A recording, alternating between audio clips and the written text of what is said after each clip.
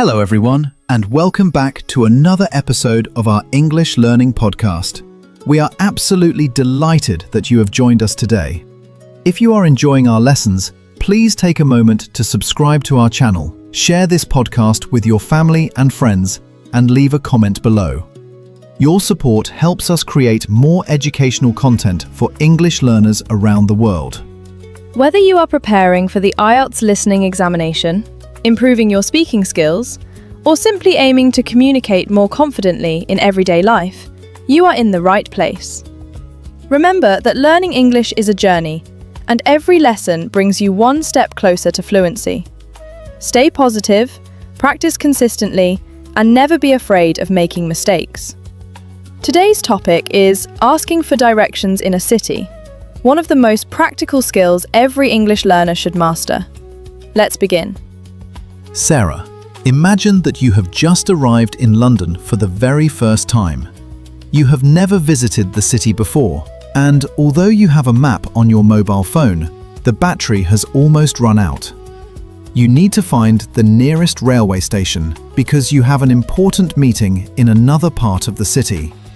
What would be the first thing you would do in such a situation? That is a very realistic situation, Adam, because it happens to many travellers. If my phone were about to switch off and I did not know where I was, I would remain calm instead of becoming anxious. Then I would look around carefully for someone who appeared approachable and polite, perhaps a local resident, a shop assistant, or even a police officer. I would walk towards that person with a smile and politely begin by saying, "Excuse me, could you please help me?"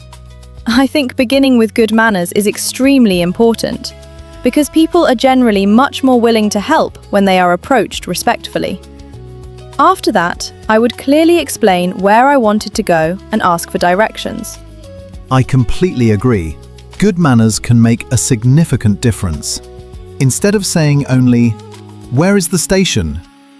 it sounds much more natural and polite to say, "Excuse me, could you tell me how to get to the nearest railway station, please?" The word "please" may seem small, but it makes your request much more courteous. Absolutely. British people often appreciate polite language. You will hear expressions such as, "Would you mind telling me?" "Could you possibly tell me?" Or, "Would you be able to help me?" These expressions sound very natural in everyday conversations. They also create a friendly atmosphere, making communication much easier for both people involved in the conversation. Suppose I ask you, "Excuse me, could you tell me how to get to the city library?" How would you answer? I might reply, "Certainly. Continue straight ahead for approximately 200 meters until you reach the traffic lights. At the traffic lights, turn left into King Street. Continue walking for another 5 minutes until you come to a large roundabout. Cross the road carefully using the pedestrian crossing, and you will notice a beautiful stone building on your right-hand side. The city library is directly opposite the town hall, so it should be quite easy to recognize once you arrive there." That is an excellent answer because you have included several useful expressions. You mentioned, "Continue straight ahead," "Turn left," "Come to a roundabout," "Cross the road," "On your right-hand side," and "opposite." These are all expressions that learners should become familiar with. Exactly. There are also many other useful phrases. For example, if someone says, "Go past the supermarket," they mean you should continue walking beyond the supermarket without stopping. If they say, "The museum is next to the bank," it means the museum and the bank are beside one another.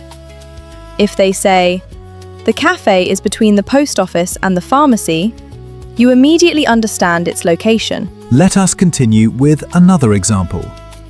Imagine that I am a tourist looking for the nearest underground station. Certainly. "Excuse me, could you tell me how to get to the nearest underground station?" Of course. Walk straight ahead until you reach the second set of traffic lights.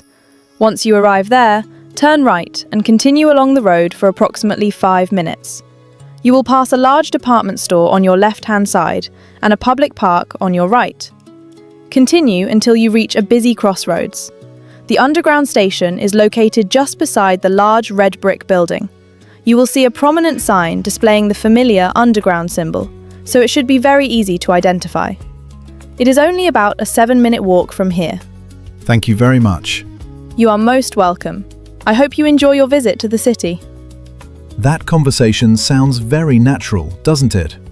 Yes, and learners should also remember that people sometimes ask for clarification if they do not understand the directions. For example, they may politely say, "I'm terribly sorry, could you repeat that please?" Or, "Could you speak a little more slowly?" These expressions are perfectly acceptable and are frequently used by both native speakers and learners.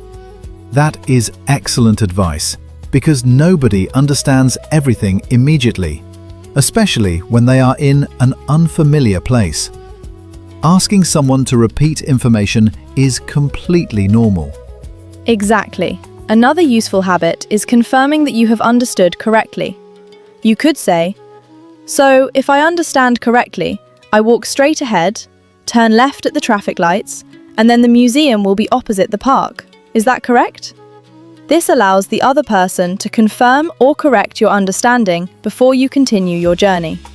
That is particularly useful during the IELTS listening examination as well, because candidates must follow directions carefully. Many listening tasks require students to identify buildings, streets, or locations based on spoken instructions. Indeed, listening carefully for words such as before, after, opposite, next to, beside, behind, and across from is extremely important. Missing just one of these expressions could completely change the meaning of the directions. Another useful point concerns landmarks. Rather than relying only on street names, local people often use famous buildings or recognizable places to explain directions. That is very true.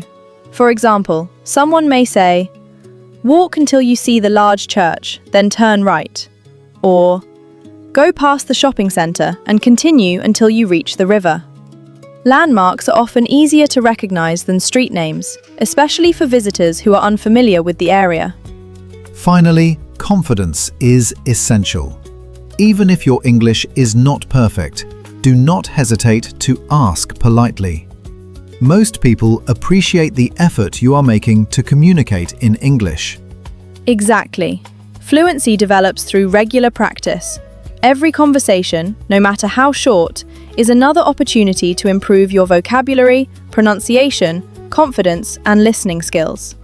The more frequently you practice asking for and giving directions, the more natural these conversations will become.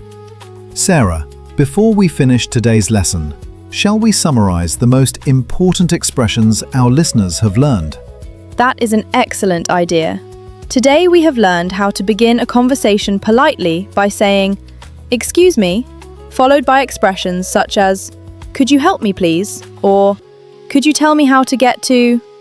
We have also learned how to understand common directions, including go straight ahead, turn left, turn right, cross the road, go past, next to, opposite, between, behind, and at the corner of. These expressions appear frequently in everyday conversations, travel situations, and English examinations. We also discussed the importance of asking someone to repeat information if necessary. There is absolutely nothing wrong with saying, "Could you repeat that please?" Or, "Would you mind speaking a little more slowly?" Good communication is much more important than pretending you have understood everything. I completely agree. We also encourage our listeners to practice these expressions with friends, classmates, or family members. One person can ask for directions, while the other provides clear and detailed instructions. This simple activity improves speaking, listening, vocabulary, and confidence simultaneously. Another useful suggestion is to imagine yourself visiting a famous British city, such as London, Manchester, Edinburgh, or Birmingham. Think about asking someone how to reach the railway station, the museum, the library, the shopping centre, or the nearest cafe. The more realistic your practice becomes, the easier these conversations will feel in real life. Remember that learning English requires patience and consistency. Do not worry if you forget a few expressions today. Review them tomorrow, use them again next week, and gradually they will become part of your everyday English. Progress is achieved through continuous practice rather than perfection. Before we say goodbye, we would like to thank every one of you for listening to today's episode. We genuinely appreciate your continued support. If you found today's lesson helpful, please subscribe to our channel, share this episode with anyone who is learning English, and leave a comment below telling us what you learned from today's lesson.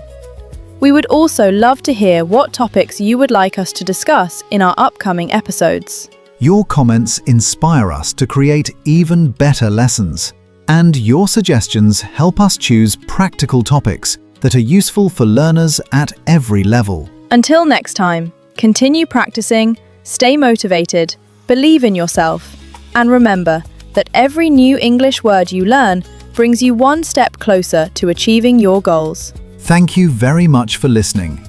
We wish you every success in your English learning journey, and we look forward to meeting you again in episode 6. Goodbye. Goodbye everyone, and have a wonderful day.